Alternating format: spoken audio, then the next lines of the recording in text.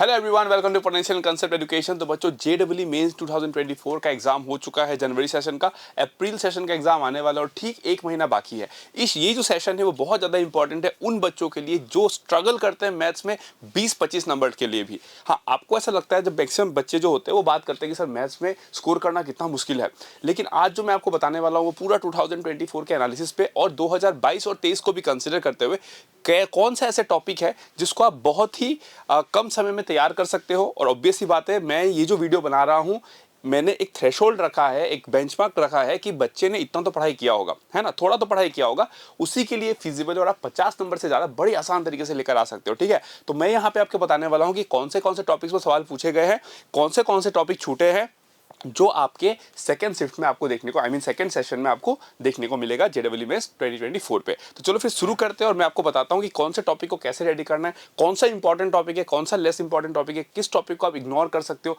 कौन सा highly scoring topic है, मैं सब चीज़ों पर बात करने वाला हूँ। ठीक है, तो चलो फिर शुरू करते हैं। ओके बच्चों, तो चलो हमें जल्दी से इस टॉपिक को कवर करना है कि किस किस टॉपिक में सबसे ज्यादा वेटेज दिया गया। ठीक है, तो आप देख सकते हो यहाँ पे आपको 3D ज्योमेट्री दिख रहा है, शॉर्टेस्ट डिस्टेंस पे सवाल आया, मिरर इमेज पे सवाल आया है, इन सारे टॉपिक्स पे सवाल देखे गए हैं। इन टॉपिक्स पे सवाल आपको नहीं देखे गए तो आपको ये भी रेडी करना है, ये भी रेडी करना है। और ये क्यों इतना ज्यादा इंपॉर्टेंट है कि इसमें 24 क्वेश्चन आए हैं। 24 क्वेश्चन को आप देखो, अगर 10 शिफ्ट में भी डिवाइड करते हो ना, 2 से ज्यादा बन रहे हैं, राइट। इसका मतलब दो ऑन एन एवरेज आपको 2 से 3 क्वेश्चन एक एक शिफ्ट में देखने को मिला गया है। ठीक है, तो बहुत ज्यादा इंपॉर्टेंट होता है और ये स्कोरिंग भी होता है। और एक इंपॉर्टेंट बात ये भी है कि 3D ज्योमेट्री से प्लेन को हटा दिया गया, तो जेईई ने कोई सवाल प्लेन से नहीं पूछा। तो इवन लाइन को रखते हुए भी और बेसिक 3D ज्योमेट्री को रखते हुए भी उसने 24 सवाल पूछ लिए, ये बड़ी बात है। ठीक है, तो सेकंड सेशन के लिए अच्छे तरीके से आपको इसको कवर करना है। डीआरएस डीसीएस बेस्ड क्वेश्चन नहीं आया तो प्लीज आप, अगर आप पिछले साल मतलब पिछले 2-3 साल के पीवाईक्यू को भी करते हो तो आपको डीसीएस और डीआरएस पे कैसे कैसे सवाल आए वो सब मिल जाएंगे। आप उस टाइप के ही क्वेश्चन को प्रैक्टिस करो, लगभग बोरोलेस अगर आपका कंसेप्ट क्लियर है तो आप इजिली टैकल कर सकते हो। ठीक है ना, तो ये सारे टॉपिक्स मैंने यहाँ पे मेंशन कर रखे हैं। ठीक है, उसके बाद से आता है वेक्टर। देखो, वेक्टर को भी वेरी इंपॉर्टेंट टॉपिक में रखा है कि 15 सवाल आया है। कोई भी चैप्टर से अगर 10 शिफ्ट मिला के 12-13 ज्यादा सवाल आ रहा है, इसका मतलब वो आपके लिए इंपॉर्टेंट है और ये स्कोरिंग भी है। ठीक है, देखो यही दो मिलके कितने सारे क्वेश्चन आए हैं, राइट। 10 शिफ्ट में अगर मैं 30 क्वेश्चन करके पकड़ूं तो 300 क्वेश्चन होते हैं और 300 में से देखो 24 और 15 का वेटेज यहीं पर आ गया, तो आप समझ सकते हो कि कितना ज्यादा ये इंपॉर्टेंट है। ठीक है, फिर वेक्टर से देखो लीनियर कॉम्बिनेशन ऑफ वेक्टर से सवाल आया है, बेसिक डॉट और क्रॉस पे सवाल आया है, फिर आपका वेक्टर इक्वेशन से सवाल आया है। ठीक है, अब पैरेललोग्राम बेस्ड सवाल आप देख सकते हो कि कई बार ऐसे आता है, राइट, कि आपको बोल दिया गया है कि एक वेक्टर पैरेललोग्राम का 2 साइड रिप्रेजेंट कर रहा है, ये आपका लेट्स से एसी डायगोनल है, वो एक वेक्टर फॉर्म में दिया गया है, तो बताओ कितना एंगल बनाएगा। फिर किसी एक वर्टेक्स से किसी एक डायगोनल के ऊपर आपने एक परपेंडिकुलर ड्रॉ किया, उसका लेंथ बताओ। तो इस तरीके के क्वेश्चन आप थोड़ा प्रैक्टिस कर लेना और ये सब कुछ आपको लास्ट 3-4 ईयर्स के पीवाईक्यूज में मिल जाएंगे। अगर आप 2020 से 2024 का जनवरी का फर्स्ट अटेम्प्ट के सारे क्वेश्चन बना लेते हो तो ये सारे टॉपिक आपको कवर हो जाएंगे। ठीक है, उसके बाद आता है देखो डिफरेंशियल इक्वेशन। डिफरेंशियल इक्वेशन को मैंने वेरी इंपॉर्टेंट टॉपिक में क्यों रखा है, क्योंकि देखो 17 क्वेश्चन आए हैं, which is very very important, है ना। 17 क्वेश्चन आना मजाक की बात नहीं है। तो 17 क्वेश्चन आपको डिफरेंशियल इक्वेशन से देखने के लिए मिला है, जिसमें सबसे ज्यादा सवाल आया है linear, variable, separable, homogeneous. Maximum question जो होते हैं वो तो लीनियर पे होते हैं, फिर रिड्यूसिबल टू लीनियर हो गया, वेरिएबल सेपरेबल, या फिर आप सब्स्टिट्यूशन करते हो और वो वेरिएबल सेपरेबल मेथड में आ जाता है, तो इसके लिए डिफरेंशियल इक्वेशन इंपॉर्टेंट होता है। यहाँ पे मैंने एक नोट पॉइंट रखा है, sometimes little lengthy questions may be there. तो डिफरेंशियल इक्वेशन से कई बार क्या होता है कि जब आप देखोगे कि इंटीजर में सवाल आया है तो कई बार सवाल लेंथी होता है, तो उसको आप इग्नोर करो। आपके पास में 10 सवाल का ऑप्शन होता है, आप उस लेंथी क्वेश्चन के पीछे मत पड़ो। हाँ, अगर आपके पास में कोई और ऑप्शन अवेलेबल नहीं है, आपके पास में टाइम भी बचा हुआ है, जो कि मतलब इन जनरल नहीं होता है ऐसा, तो आप उसको कवर करो, अदरवाइज आप उसको छोड़ दो, किसी और क्वेश्चन का अटेम्प्ट करने की कोशिश करो। क्योंकि ऐसा देखा गया है कि कई बार क्या होता है, इंटीजर टाइप में जो डिफरेंशियल इक्वेशन का सवाल आता है वो काफी लेंथी आता है। डिफिकल्ट नहीं है, बच्चे को पता है कैसे करना है, लेकिन वो लेंथी होगा। ठीक है ना, उसके बाद हम आ जाते हैं नेक्स्ट आपके सीक्वेंस एंड सीरीज पे। सीक्वेंस एंड सीरीज फिर से एक इंपॉर्टेंट टॉपिक बनता है, वेरी वेरी इंपॉर्टेंट। देख रहे हो ना, if question hints about positive quantities think of AM GM. ये मैंने क्यों मेंशन किया है, क्योंकि इन टॉपिक पे सवाल देखने को मिला। आपको 2 सीरीज दे दिया, बोला नंबर ऑफ टर्म्स कितने होंगे कॉमन, राइट। फिर आपको एजीपी पे सवाल देखने के लिए मिला है, एपी पे मिला है, जीपी पे मिला है, mean basic approach based question मिला है एएमजीएम का। फिर उसके बाद से आता है आपका सम बेस्ड क्वेश्चन, जो आपको रहता है ना, समेशन दिया रहता है, आपको बोलते हैं कि बताओ इसका वैल्यूज कितना आएगा, तो इस टाइप का क्वेश्चन आया है। ये टॉपिक इंपॉर्टेंट है, एएमजीएम बेस्ड क्वेश्चन आ सकता है, उसी के लिए मैंने मेंशन रखा। अगर सवाल में कहीं से भी वो पॉजिटिव क्वांटिटी को हिंट कर रहा है, एएमजीएम के बारे में सोचना है। ठीक है, फिर आपका summation of factorial based question, आपको पिछले 2-3 साल में फैक्टोरियल बेस्ड क्वेश्चन दिखा होगा। For example let's say summation r = 1 से आप मान लो कोई n तक जा रहा है, r फैक्टोरियल और फिर आपको ब्रैकेट में दिया हुआ है let's say r+1 whole square या फिर r² + r+1, इस तरीके का सवाल अगर दिए जाता है तो आप वो प्लीज PYQ से प्रैक्टिस कर लेना उस टाइप के क्वेश्चंस को, वैसे क्वेश्चंस आपको देखने को मिल सकता है, ठीक है। उसके बाद आता है हम कॉम्प्लेक्स नंबर। ये भी इंपॉर्टेंट है क्योंकि देखो 14 क्वेश्चंस यहाँ से आए हैं। कौन से टॉपिक से सवाल है मैंने लिख दिया, सर्कल और स्ट्रेट लाइन ज्योमेट्री से बहुत ज्यादा आया है, सर्कल दे दिया, स्ट्रेट लाइन दे दिया, दोनों को मिक्स करके कोई सवाल बना दिया, ठीक है। फिर क्यूब रूट ऑफ यूनिटी से सवाल आया, कॉम्प्लेक्स इक्वेशन से आया है, मॉडुलस रिलेटेड आया है, रोटेशन थ्योरम से सवाल आने के चांसेस बहुत ज़्यादा बने रहेंगे इस बार। फिर मॉडुलस और कॉन्जुगेट बेस्ड क्वेश्चन होते हैं, जैसे कि जेड और ओमेगा में कुछ दिया हुआ है, मॉड का रिलेशन, फिर पूछा है Z in terms of omega क्या होगा, इस तरीके का सवाल पूछ सकता है। Maximum and minimum distance of A point from a circle, एक फैंसी सर्कल का इक्वेशन दे देगा, इंटरसेप्ट पूछेगा, किसी पॉइंट का डिस्टेंस पूछेगा, मैक्सिमम मिनिमम, डायरेक्टली और इनडायरेक्टली, इस तरीके के क्वेश्चन को आपको रेडी करना है, ठीक है। उसके बाद इसको भी मैंने वेरी इंपॉर्टेंट पे रखा है क्योंकि 14 क्वेश्चन इससे देखने को मिलता है, ठीक है। उसके बाद आ जाते हैं हम फंक्शन पे। तो देखो फंक्शन पे 1 1 1 2 से पूछा गया, डोमेन से 2 3 4 सवाल पूछा गया है ना। और उसके बाद अगर आप देखोगे कि फंक्शनल इक्वेशन को मैंने रखा है, ये सवाल आ सकता है इस बार, इंपॉर्टेंट है ना। ये सब प्रोबेबल टॉपिक्स है और ये सब जो टॉपिक्स आ चुके हैं, ठीक है। तो फंक्शनल इक्वेशंस आपको देखने को मिलेगा जहां पे आप एक्स और वाई का कुछ वैल्यूज बिठाते हो एंड अकॉर्डिंगली आप फंक्शन एफ ऑफ एक्स को फाइंड आउट करते हो, राइट। फिर इनवर्स पे सवाल नहीं दिखा जो कि आपको दिख सकता है आने वाले टाइम पे, ठीक है।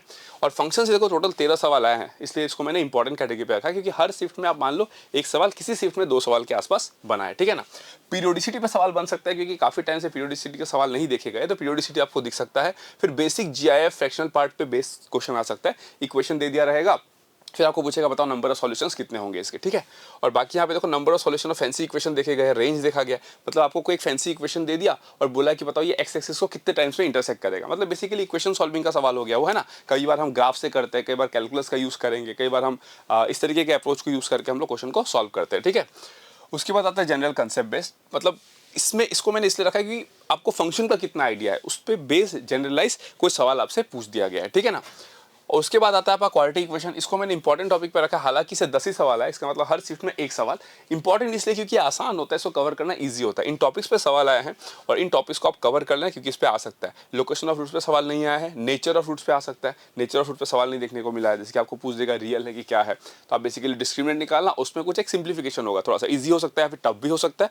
सिंप्लीफिकेशन होगा डिस्क्रिमिनेंट पे क्योंकि नेचर ऑफ रूट्स वही बताता है, या फिर ग्राफ बेस्ड सवाल भी हो सकता है, तो ये टॉपिक आपको कवर करना है, ठीक है। उसके बाद आता है मैट्रिक्स एंड डिटर्मिनेंट्स, यहाँ पे ट्रांसपोज बेस्ड सवाल हर साल ही आता है, वो तो है ना। मैट्रिक्स इक्वेशन आ गया, प्रॉपर्टी ऑफ एडजॉइंट पे सवाल आ रहा था, determinant of adjoint of adjoint of adjoint of, इस तरीके के सवाल आ गए, ठीक है। ट्रेस एंड इनवर्स पे आता है, सिस्टम ऑफ इक्वेशन बहुत ही इंपॉर्टेंट टॉपिक है, उससे भी 7-8 सवाल आपको देखने को मिले हैं, ठीक है। डेरिवेटिव ऑफ डिटर्मिनेंट, डिटर्मिनेंट का डेरिवेटिव कैसे करते हैं, फिर इंटीग्रल कैसे करते हैं हम लोग, ठीक है। उसके बाद आ गया आपका finding value of determinant using operation, कुछ ऑपरेशन करके सिंप्लीफाई करके आपसे डिटर्मिनेंट का रूट्स पूछ लेगा, तो आपको वो कंसेप्ट पता होना चाहिए। फिर आपके पास में pattern based high power of matrix type question, जैसे कि मैट्रिक्स आपको दे देगा, उसका इन्वर्स या ट्रांसपोज का रिलेशन दे देगा, फिर आपसे बोलेगा बताओ m⁴ कितना होगा, m⁴ इंटू m ट्रांसपोज कितना होगा, इस तरीके का सवाल आपसे पूछ सकता है, राइट। तो ये सब देख लेना। और 20 क्वेश्चन आए हैं, this is makes it very very important, ये 2 सवाल बन रहा है, आप देख रहे हो ना, इन्हीं टॉपिक से आप पे कितने सारे सवाल बन जा रहे हैं, ठीक है। उसके बाद आते हैं हम नेक्स्ट टॉपिक पे जो कि स्ट्रेट लाइन। स्ट्रेट लाइन भी इंपॉर्टेंट है, 14 क्वेश्चन है, सारे टॉपिक को मैंने मेंशन कर रखा और लगभग उसने सभी टॉपिक को टच किया है। यहाँ पे मैंने कुछ स्पेशल मेंशन नहीं किया क्योंकि वो एज यूजुअल जो आपको 2-3 साल में देखने को मिला है पैटर्न, उसी पैटर्न पे सवाल आ रहा है। मैं आपको ये बात बता देना चाहता हूँ कि JEE के पैटर्न में कोई डिफरेंस देखने को नहीं मिला है, जो उसने 21 में पूछा, 22 में पूछा, 23 में पूछा, 24 में भी ऑलमोस्ट आप बोल सकते हो मोर और लेस, मतलब 5-10% आप इधर उधर कर सकते हो, बट वो सेम चीज़ ही देखने को मिल रहा है, ठीक है। उसके बाद साथ हम स्टैटिस्टिक्स पे, स्टैटिस्टिक्स तो ऑब्वियसली मैंने वेरी इंपॉर्टेंट रखा। आप बोलोगे सर इसमें तो 9 क्वेश्चन है, फिर आप वेरी इंपॉर्टेंट क्यों बोल रहे हो, क्योंकि इससे कंफर्म है कि एक सवाल हर शिफ्ट में आना ही है। यहाँ किसी एक शिफ्ट में नहीं आया होगा, बट एक सवाल आएगा, नॉट मोर देन दैट, और वो सवाल आएगा आपका मीन डेविएशन पे, रेंज पे, स्टैंडर्ड डेविएशन पे, मीडियन निकालना कैसे होता है, ग्रुप डेटा, अनग्रुप डेटा के लिए, तो वो आपको कवर कर लेना है। उसके अलावा आता है आपका रेंज से सवाल नहीं पूछा गया, तो हो सकता है रेंज और स्टैंडर्ड डेविएशन का जो प्रॉपर्टीज होता है उस पर सवाल आ जाए, या फिर आपका क्वार्टाइल डेविएशन। क्वार्टाइल डेविएशन मैंने क्यों मेंशन किया, क्योंकि अभी तक PYQs में कोई सवाल क्वार्टाइल डेविएशन के देखने को नहीं मिले हैं, बट अगर आपने अभ्यास का टेस्ट दिया होगा तो उसमें आपको क्वार्टाइल डेविएशन मिला होगा, राइट। तो उसमें हो सकता है कि सवाल आ जाए, तो इसलिए मैंने लिख के रखा है, बट मैंने लिख भी दिया कि लेस देन 10% चांस है, आएगा कि नहीं आएगा कोई एश्योरिटी नहीं है, बट ये आपको कवर करना है इस चैप्टर को, ठीक है। उसके बाद आता है सेट एंड रिलेशन, इसको भी मैंने इंपॉर्टेंट टॉपिक में ही रखा है, क्यों, इसको इंपॉर्टेंट इसीलिए रखा है क्योंकि देखो इसमें जो सबसे ज्यादा क्वेश्चन आते हैं वो आते हैं टाइप ऑफ रिलेशन पे। आपको कुछ दे दिया रहेगा, पूछेगा कि सिमेट्रिक है, रिफ्लेक्सिव है, ट्रांजिटिव है, इक्विवेलेंस है, राइट, तो वो आपके लिए इंपॉर्टेंट बनता है। फिर वेन डायग्राम बेस्ड क्वेश्चन है, एडवांस में भी सवाल पूछा गया लास्ट टू लास्ट ईयर इस पे, है ना, तो वेन डायग्राम इसलिए इंपॉर्टेंट हो जाता है क्योंकि आपको एडवांस में भी हेल्प करेगा वो, ठीक है। फिर number of elements required to be a particular type of relation, इस टाइप का सवाल आ सकता है ना, कि आपको लेट्स से कुछ एक दे दिया गया है और एक यूनिवर्सल सेट दे दिया गया है, आपसे पूछा गया कि इसमें कितने एलिमेंट्स को और जोड़ना पड़ेगा ताकि ये सिमेट्रिक हो जाए या फिर रिफ्लेक्सिव हो जाए या फिर इक्विवेलेंस हो जाए। इस तरीके का सवाल आपसे पूछा जा सकता है अभी सेकंड सेशन पे, ठीक है ना। 11 सवाल इससे बने हैं, देख लो, ठीक है ना। और ये जो सवाल है देखो permutation and combination based question है ना। कई बार सेट में देखना परमुटेशन आपसे मतलब कुछ एक सेट में ही दे देगा, बेसिकली उस सेट का बस नोटेशन को यूज करता है, बट सवाल वो परमुटेशन कॉम्बिनेशन का ही होता है। तो उन सभी चीज़ों पे आपको थोड़ा सा फोकस कर लेना है, ठीक है। इन टॉपिक्स को आप छोड़ सकते हो क्योंकि बच्चों को पीएनसी थोड़ा सा डिफिकल्ट लगता है, तो मैं कहता हूँ कि आप उसको छोड़ दो। आप यहाँ से टाइप ऑफ रिलेशन को कवर कर लो, वेन डायग्राम को कवर कर लो, ये सब ईजी है, तो आप आराम से स्कोर कर सकते हो, ठीक है ना। उसके बाद आता है डेफिनेट इंटीग्रेशन। देखो डेफिनेट इंटीग्रेशन वेरी इंपॉर्टेंट क्यों लिखा, क्योंकि 20 सवाल है, ठीक है। लेकिन होता क्या है कि बच्चे कई बार फिगर आउट नहीं कर पाते कि इंटीग्रेशन कैसे होगा, उनको टफ लगता है। डिफरेंशिएशन आसान है, इंटीग्रेशन टफ लगता है, ठीक है। तो लेबनीज रूल आपको कवर करना है श्योर शॉर्ट, क्यों, क्योंकि ये आसान है, इससे सवाल बन जाएगा। लिमिट ऑफ एसान आसान है, टेक्निक होता है, बन जाएगा। उसके बाद जीआईएफ बेस्ड क्वेश्चन कुछ आते हैं, आप पीवाईक्यूज में देख लेना, लास्ट 2-3 साल के पीवाईक्यूज को प्रैक्टिस करो। जीआईएफ मतलब ये होता है कि आप कब से कब को एक्स को ब्रेक करोगे तो फंक्शन क्या वैल्यू लेगा, अकॉर्डिंगली आपको इंटीग्रेट करना होता है, राइट। तो वैसे क्वेश्चंस देखे गए हैं। बेसिक प्रॉपर्टी में जो भी आपके डेफिनेट इंटीग्रेशन के 10-12 प्रॉपर्टीज होते हैं उस पर सवाल पूछा जा सकता है ना। एक बार एडवांस में एक सवाल आ गया था last year, F of x plus F inverse x का इंटीग्रेशन ना, ए से बी प्लस एफ ऑफ ए से एफ ऑफ बी तक, तो वो आप कवर कर लेना। B F of B minus A F of A जो होता है प्रॉपर्टी, उस पर हो सकता है कि सवाल इस बार मेंस पूछ दे, ठीक है ना, तो उसके लिए आप तैयार रहना। फिर मॉडुलस बेस्ड क्वेश्चन आ सकता है, इवन और प्रॉपर्टी बेस्ड आ सकता है, किंग्स प्रॉपर्टी बेस्ड क्वेश्चन आ सकता है। यहाँ पे मैंने इसलिए रखा है practice the common ones from 2020 से 2024, 2020 से 24 के बीच अगर आप क्वेश्चन प्रैक्टिस कर लेते हो तो भी आपको अच्छा खासा एक्सपोजर मिल जाएगा। कुछ रिपीटेड क्वेश्चंस होते हैं जो बार बार देखने को मिलते हैं, ठीक है। तो अगर कुछ नया आ गया तो आप उसको छोड़ दो, और अगर यूजुअल आता है तो आप उसको अटेम्प्ट कर लेना, ठीक है। उसके बाद आता है आपका बाइनोमियल थ्योरम, ये भी मैंने इंपॉर्टेंट टॉपिक पे रखा है। 13 सवाल आया है, इन टॉपिक्स पे सवाल आया है। रिमाइंडर से सिर्फ एक ही सवाल आया है, तो रिमाइंडर से और क्वेश्चंस आने के चांसेस बहुत ज़्यादा है, तो आपको कवर करना है। फिर एप्लीकेशन ऑफ बाइनोमियल थ्योरम आ सकते हैं इन फिगरिंग आउट इवन और ऑड इंटीग्रल पार्ट। ऐसे सवाल होते हैं A plus B to the power, A plus root B to the power 700, बताओ इसको जब इवालुएट करेंगे, ए और बी नंबर्स है, इसको जब इवालुएट करेंगे तो जो इंटीजर पार्ट होगा वो इवन होगा कि ऑड होगा, इस तरीके का सवाल आ सकता है, ठीक है ना। ग्रेटेस्ट टर्म का सवाल आ सकता है, तो इसको आपको कवर कर लेना, ठीक है। सर्कल को मैंने देखो मेंशन किया है यहाँ पे, इंपॉर्टेंट टॉपिक ही बोलूंगा मैं इसको, क्योंकि 10 सवाल आ रहा है सर्कल से। देखो सारे टॉपिक से सवाल आया है, कॉर्ड से आया है, टेंजेंसी से आया है, मैक्सिमम मिनिमम डिस्टेंस से आया है। Tangents making an angle important topic हो सकता है कि अगर 2 टेंजेंट है उसके बीच कितना एंगल बनेगा बताओ, तो इस पे सवाल पूछा जा सकता है आपसे, ठीक है ना। तो सर्कल आप चाहो तो कर लो या फिर आप छोड़ भी सकते हो, it's all up to you, क्योंकि 10 ही सवाल बन रहा है सर्कल से, ठीक है ना। उसके बाद आता है एरिया। एरिया देखो एज यूजुअल मैंने लिखा है, जैसा आपको लास्ट 2-3 ईयर्स में देखने को मिला है वही सेम पैटर्न है। मैंने गेस किया है कि probability plus area based question आपको देखने को मिल सकता है 2024 के सेकंड सेशन में, तो there is a high chance है ना कि एक एरिया बेस्ड सवाल होगा। मतलब बेसिकली आप प्रोबेबिलिटी में जो एरिया बेस्ड क्वेश्चंस होते हैं वो आपको देखने को मिल सकता है यहाँ पे, ठीक है। और मैंने यहाँ पे देखो 12 क्वेश्चन रखा है, मतलब 12 क्वेश्चन पूछा गया तो इंपॉर्टेंट ही होता है, ऑब्वियसली बात है। Avoid the lengthy questions. कई बार क्या होता है एरिया अंडर द कर्व का सवाल ना लेंदी होता है, आप सवाल देख के समझ जाओगे भाई ये इजी तो है लेकिन लेंदी है, तो आप उसको छोड़ दो। आप ग्राफ बना लो, फिगर बना लो फटाफट, अगर आपको लगता है कि यार ये आसानी से बन जा रहा है, टेक्निक से बन जा रहा है, बनाओ। अगर लेंदी दिख रहा है तो छोड़ दो। जनरली आपको इंटीजर टाइप में देखने को मिलता है, लेंदी हो जाता है सवाल, आप उसको छोड़ दो, आप किसी और फेवरेट अपने 5 क्वेश्चन को चूज करो, ठीक है। उसके बाद हम बात करते हैं लिमिट पे। तो लिमिट पे कुछ फैंसी क्वेश्चन इस बार देखने को मिले हैं, मतलब वो दिन गए जब इंडिटरमिनेंट फॉर्म पे सवाल आते थे, 0 to the power 0, 1 to the power infinity, infinity by infinity, 0/0, है ना। लेकिन अभी जो क्वेश्चन आते हैं थोड़ा सा स्टाइलिश मोड में आते हैं, बट अगर आपका कंसेप्ट क्लियर है तो आप इजीली कवर कर सकते हो। यहाँ पे देखो एग्जिस्टेंस ऑफ लिमिट के सवाल आए हैं, लेबनीज रूल बेस्ड लिमिट के सवाल आए हैं। हो सकता है कि इंडिटरमिनेंट form 1 to the power infinity के सवाल एक आध देखने को इस बार मिल सकता है, बट अब ये जो क्वेश्चन आते हैं वो थोड़ा कंसेप्चुअल है, ट्रिकी है, आपको अच्छा ग्रिप रखना पड़ेगा लिमिट पे, है ना। पहले जैसे सवाल नहीं है कि एकदम सिंपल फॉर्म में है, आप टेक्निक लगाओ क्वेश्चन का सॉल्यूशन आ गया, वैसा नहीं है, ठीक है ना। तो इसको भी मैंने इंपॉर्टेंट टॉपिक पर रखा है, 11 सवाल इससे पूछा गया, ठीक है। उसके बाद आता है आपका कंटिन्यूटी एंड डिफेंसिबिलिटी, ठीक है। कंटिन्यूटी एंड डिफेंसिबिलिटी में कंपोजिट फंक्शंस वगैरह हो गया, functional based equation as usual इन सारे टॉपिक से पूछा गया है। 10 क्वेश्चन आया, ये इंपॉर्टेंट है। मैं आपको फिर से बता दे रहा हूँ कि जो भी यहाँ पे 15 या उससे ज़्यादा क्वेश्चन है, 13-15 उससे ज़्यादा क्वेश्चन है, वो आपके लिए इंपॉर्टेंट ही है। और कौन से इजी चैप्टर से मैं ऑलरेडी बता दिया, उनको आप इजीली कवर कर सकते हो, ठीक है। उसके बाद आ गया प्रोबेबिलिटी। अब देखो प्रोबेबिलिटी बहुत सारे बच्चे को टफ लगता है, अगर आपको इतना समझ में नहीं आ रहा तो आप छोड़ दो, लेकिन कुछ सवाल है जो बहुत रिपीटेडली देखने को मिलते हैं। इसमें मैं आपको बोलूँगा कि आप रैंडम वेरिएट वाले सवाल को कर लो, क्योंकि वो आसान होते हैं, टेक्निक है उसका। अगर आपने 5-10 सवाल भी प्रैक्टिस किया है, आपसे एग्जाम में बन जाएगा। डाइस बेस्ड क्वेश्चन आते हैं, बट वही है कि डाइस बेस्ड क्वेश्चन जो है वो किसी भी कंसेप्ट को बिलोंग कर सकता है, बेस थ्योरम को जा सकता है, टोटल को जा सकता है, कंडीशनल को जा सकता है। तो अगर आपका ग्रिप इतना अच्छा नहीं है तो आप इग्नोर करो, कोई इशू नहीं है ना। क्योंकि ये जो वीडियो में बना रहा हूँ उन बच्चों के लिए नहीं है जो 80 प्लस का सोच रहे हैं, ये उनके लिए है जो 50 प्लस का सोच रहे हैं। एनी हाउ हम 50 लेकर आ जाए, तो उसके लिए आप अगर स्मार्ट स्टडी करोगे तो भी आप लेकर आ सकते हो। और जिसको 80 और 100 चाहिए मैथ्स में, उसको तो भाई सब पढ़ना पड़ेगा अच्छे से, ठीक है ना। उसके बाद आ गया पीएनसी। पीएनसी से देखो बेसिक पीएनसी से सवाल आया, रैंक इन ए डिक्शनरी का सवाल आया है, फिर distribution and arrangement of identical objects पे सवाल आया है, मल्टीनोमियल पे सवाल देखने को मिल सकता है, ज्योमेट्री बेस्ड सवाल देखने को मिल सकता है, rank in a dictionary but not taking all letters. नया एक कंसेप्ट को यूज़ किया जा सकता है जो अभी तक जेडब्ल्यू ने यूज़ नहीं किया। फॉर एग्जांपल आपके पास में मैथमेटिक्स वर्ड है, तो उसमें आपको बोल देगा कि लेट्स से मैथमेटिक्स में अगर हर लेटर को यूज़ करके आप वर्ड बना रहे हो तो एथिक्स का रैंक कितना होगा, लेट्स से। आप समझ रहे हो ना, इस टाइप का सवाल आ सकता है। मतलब जनरली क्या होता है, मदर है तो बताओ मदर का रैंक क्या होगा, आपने सब लेटर को यूज़ किया, लेकिन अब मैं सब लेटर को यूज़ नहीं कर रहा हूँ, मैं आपको बोल दूंगा कि मौत, MOTH का रैंक कितना होगा। समझ रहे हो ना, मतलब सिंगल लेटर से भी बन रहा है, 2 लेटर से भी बन रहा है, तो मौत का रैंक कितना होगा। तो इस तरीके से आपका सवाल बनने को दिख सकता है, इस बार न्यू टाइप ऑफ क्वेश्चन को पूछ सकता है, ठीक है ना। इसलिए मैंने यहाँ पे बोला practice rank basic problems, basic को टच कर लो और रैंक को आप प्रैक्टिस कर लो, क्योंकि रैंक टेक्निक बेस्ड होता है। अगेन टेक्निक बेस्ड क्वेश्चन छोड़ना एग्जाम में पाप है, आप समझ रहे हो ना, क्योंकि उससे ही आपको मार्क्स मिलने के बहुत ज़्यादा चांसेस होते हैं, ठीक है। उसके बाद आता है आपका ellipse and hyperbola. Ellipse and hyperbola से इस बार भाई भयानक क्वेश्चन 13 देखने को मिले। जनरली इतना नहीं होता है, बट आपको इतना हाई देखने को मिला, मतलब ये भी इंपॉर्टेंट टॉपिक ही है, तो मैंने सारे टॉपिक को मेंशन कर दिया। इसेंट्रिसिटी बेस्ड क्वेश्चन है, point of intersection based question है ना। तो जो बेसिक जनरल कंसेप्ट होता है कोऑर्डिनेट ज्योमेट्री में, वो लगा के आप क्वेश्चन को सॉल्व कर सकते हो, ठीक है। अब जैसे जैसे हम नीचे आ रहे हैं ना, टॉपिक जो है वो लेस इंपॉर्टेंट होते जाएंगे। कैसे, किसी की ट्रिगो इक्वेशन, देखो इस बार सिलेबस से हटा दिया उसको ट्रिगो इक्वेशन को, बट 6 सवाल पूछ लिया, देख रहे हो ना। और बेसिक सवाल होते हैं, नंबर ऑफ सॉल्यूशन बताओ इस इंटरवल से इस इंटरवल में कितना होगा, ठीक है ना। तो इसको मैंने लेस इंपॉर्टेंट में रखा है, बट ईजी है। इसको अगर आप थोड़ा प्रैक्टिस किए होगे तो आपसे ये बन जाने चाहिए, ठीक है। उसके बाद आ गया आपका AOD, एप्लीकेशन ऑफ डेरिवेटिव। बड़ा बड़ा टॉपिक है ये। आपके पास एडवांस में तो टेंजेंट नॉर्मल है, मेंस में टेंजेंट नॉर्मल नहीं है, तो आपके पास में रेट मेजरर हो गया, उससे सवाल नहीं है तो इस बार बन सकता है रेट मेजरर से सवाल।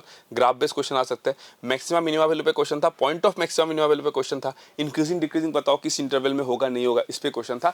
और AOD से फिर से इस टाइप के ही सवाल आएंगे, क्योंकि इसमें बचा ही यही सब है अब, है ना। तो इन टॉपिक से आपको सवाल देखने को मिल सकते हैं। आप चाहो तो छोड़ सकते हो, अगर आपका कैलकुलस में ग्रिप अच्छा है डिफरेंशियल कैलकुलस में, तो आप यूज कर सकते हो, ठीक है। उसके बाद आ गया आपका डिफरेंशिएशन। अब डिफरेंशिएशन में देखो क्या है, फंक्शनल इक्वेशन बेस्ड क्वेश्चन आ सकता है कि आपको फंक्शनल इक्वेशन दे दिया जाएगा, आप डेरिवेटिव लोगे, डेरिवेटिव में आप कुछ एक वैल्यूज बिठाओगे एंड देन वहां से आप फंक्शंस को लेकर आ जाओगे। इस तरीके का क्वेश्चन आपको देखने को मिल सकता है, ठीक है।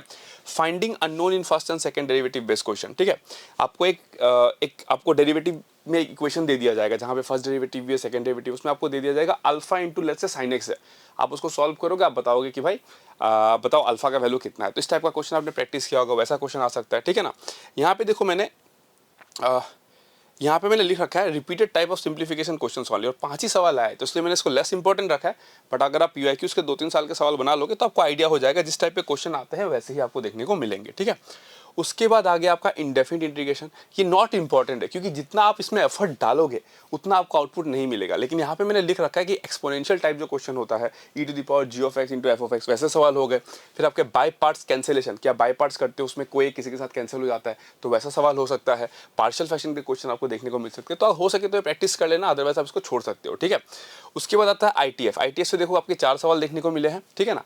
तो ITF बेसिक चैप्टर होता है, लेकिन लेस इंपॉर्टेंट इसलिए रखा है क्योंकि वेटेज कम है। बट अगर आप इसने इसको पढ़ रखा है थोड़ा सा, तो आप इसको पढ़ सकते हो। क्यों? क्योंकि इस पे जो आपको सवाल मिले हैं वो बहुत बेसिक से मिले हैं। टेन इनवर्स के प्रॉपर्टी पे आया है, साइन इनवर्स के प्रॉपर्टी पे आया है, sine of sine inverse, cos of cos inverse, जैसे कि होता है ना sine of sine inverse 5 plus cos of cos inverse 5, ऐसे सवाल आपसे पूछे गए हैं, ठीक है ना। उसके बाद आ गया आपका पैराबोला। पैराबोला में देखो कॉर्ड से क्वेश्चन आएगा, shortest distance between parabola and circle, 3 he question आए। आप इतना बड़ा चैप्टर पढ़ोगे 3 ही सवाल है, मतलब लगभग मान के चलो कि 6-7 शिफ्ट में तो सवाल ही नहीं आया, ऐसा मान के चलो, ठीक है ना। तो उसको लेस इंपॉर्टेंट में रखा है। फिर ट्रिगो रेशियोज आइडेंटिटी, बहुत ही बेसिक सिंप्लीफिकेशन था। बच्चे बोलते हैं कि सर ट्रिग्नोमेट्री हम कैसे कवर करेंगे, मतलब इतना सारा फॉर्मूला है। अरे भाई कोई फॉर्मूला नहीं है, अगर आपको बेसिक भी पता है sine square plus cos square equals to 1, tan a plus b sine a plus b cos a minus b, उस पे भी सवाल आपके बन जाएंगे। क्योंकि अब वो दिन गए जो फॉर्मूला बेस्ड सवाल आते हैं, अभी जो आता है पूरा कंसेप्चुअल ट्रिक बेस्ड सवाल आता है। अगर आपका बेसिक क्लियर है तो आप आराम से उसका आंसर निकाल सकते हो, ठीक है। तो ये सब था एनालिसिस। मैंने फिर से बोल दिया कि जो जो इंपॉर्टेंट टॉपिक्स है उसमें मैंने इंपॉर्टेंट मार्क कर लिया, जो वेरी इंपॉर्टेंट है वो तो आपको करना ही है भाई, उससे आपको इजीली मार्क्स मिल जाएगा, ठीक है ना। तो टॉपिक मैंने आपको पहले ही बता दिया कि इन टॉपिक्स को आपको नहीं छोड़ना है। मैं फिर से रिकैप कर दे रहा हूँ, 3D नहीं छोड़ना है, वेक्टर नहीं छोड़ना है, डिफरेंशियल इक्वेशन प्रैक्टिस कर लो, बड़ा है तो छोड़ दो, अगर छोटा है तो नहीं छोड़ना है, ठीक है उसको। फिर उसके बाद सीक्वेंशियल सीरीज नहीं छोड़ना है, कॉम्प्लेक्स नंबर नहीं छोड़ना है। लोग बोलते हैं डिफिकल्ट है बट उसमें रिपीटेड क्वेश्चन होते हैं, कुछ भी समझ में ना आए z equal to x plus i y लो, प्रोसीड करो, आंसर आ जाएगा, ठीक है। उसके बाद आगे आपका फंक्शन बड़ा तो है बट ये भी इंपॉर्टेंट है क्योंकि बहुत सारे टॉपिक्स है तो सवाल आने के चांसेस रहते हैं। क्वालिटी इक्वेशन कर लो, ईजी है। मैट्रिक्स डिटर्मिनेंट्स नहीं छोड़ना है। उसके बाद आपका straight line, it's your wish but मैं सजेस्ट करता हूँ कि कर लो, इजी है। बस इक्वेशन सॉल्विंग होता है तो सॉल्विंग में थोड़ा सा केयरफुल रहना, अदरवाइज कैलकुलेशन मिस्टेक होगा। स्टैटिस्टिक्स नहीं छोड़ना है, सेट एंड रिलेशन नहीं छोड़ना है, टाइप ऑफ रिलेशन वगैरह नहीं छोड़ना है सवाल, ठीक है ना। अगर परमुटेशन कॉम्बिनेशन बेस आएगा तो छोड़ दो, अगर परमुटेशन कॉम्बिनेशन वीक है तो। Definite integration it's up to you, मैंने लिख दिया है कैसे कैसे करना है। अगर if you can handle do it, otherwise leave it, ठीक है। बाइनोमियल थ्योरम नहीं छोड़ना है। Circle it's your choice. Area नहीं छोड़ना है, छोटा है तो बना दो, बड़ा है तो छोड़ दो। लिमिट आपको प्रैक्टिस करना है क्योंकि आपका कंसेप्ट होना पड़ेगा, अदरवाइज लिमिट का अभी जो क्वेश्चन आ रहा है आप नहीं बना पाओगे अगर अच्छा ग्रिप नहीं है तो। कंटिन्यूटी एंड डिफरेंसिबिलिटी देखो, अगर लिमिट में स्ट्रॉन्ग हो तो इसके सवाल भी बन जाएंगे आपसे, ठीक है ना। Probability it's up to your choice. मैं फिर से बोल रहा हूँ, वेरिएट, रैंडम वेरिएबल का कंसेप्ट कर लेना, इजी है, स्कोरिंग है, ठीक है। Permutation and combination, rank in dictionary must कर लेना, बाकी आपका choice. Ellipse and hyperbola your choice. Trigo equation कर लो, आसान है। एओडी करना तो पड़ेगा, ये डिफरेंशियल कैलकुलस का मतलब पिलर है एओडी, तो कर लेना चाहिए आपको, but it's your choice. Differentiation थोड़ा सा प्रैक्टिस करोगे बन जाएगा, योर चॉइस। उसके बाद से आगे आपका ITF your choice. Indefinite integration तो छोड़ दो, मैं बोलूँगा। ट्रिगो रेशियो आइडेंटिटीज थोड़ा सा फॉर्मूला का आइडिया रखो, एग्जाम में ट्राई करना, बन सकता है अगर दिमाग थोड़ा सा लगाओगे तो, ठीक है। तो these are all the points, मैंने आई होप सो सब कुछ अच्छे से कवर कर लिया। कुछ भी आपके दिमाग में सवाल है प्लीज़ आप कमेंट सेक्शन में लिख देना, मैं उसका आपको इमीडिएट रिप्लाई दूंगा, विद इन 1 to 3 4 आवर्स आपको रिप्लाई मिल जाएगा, ठीक है ना। एग्जाम के लिए 1 महीना है, अच्छे से प्रैक्टिस करो, स्ट्रेटेजिकली तैयार करो, बहुत अच्छा नंबर लेकर आ सकते हो, ठीक है। Thank you so much. और अगर आपको लगता है कि किसी भी टॉपिक पे मेरे को वीडियोस बनाना है या फिर एनीथिंग जो मेरे से छूट गया हो या फिर आपको कंफ्यूजिंग थोड़ा सा लग रहा हो, please ask me in the comment section, okay. चलो, thank you so much, all the very best for your second session. अच्छे से मेहनत करो, अच्छे से तैयारी करो, because this is the last time और आपको इससे बाद मौका नहीं मिलने वाला है। तो आई होप सो आप सबका एग्जाम अच्छा हो, बस जम के मेहनत करो, okay. Thank you so much.